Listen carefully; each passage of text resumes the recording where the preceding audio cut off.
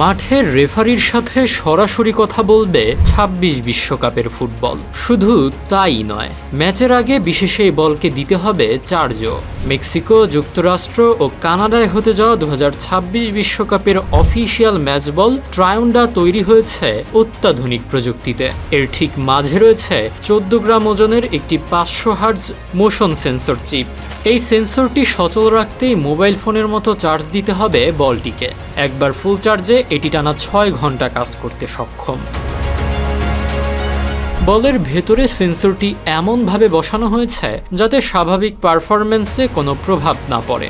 এটি প্রতি সেকেন্ডে ৫০০ বার ডেটা রেকর্ড করে, ফলে মাঠে খেলোয়াড়দের পায়ের হালকা স্পর্শ, বলের গতি, স্পিন এবং গতিপথ রিয়েল টাইমে নিখুঁতভাবে ট্র্যাক করা যায়। স্টেডিয়ামের ট্র্যাকিং ক্যামেরার তথ্যের সাথে সেন্সরের ডেটা মিলে পুরো ম্যাচের একটি ত্রিমাত্রিক মডেল তৈরি হয়।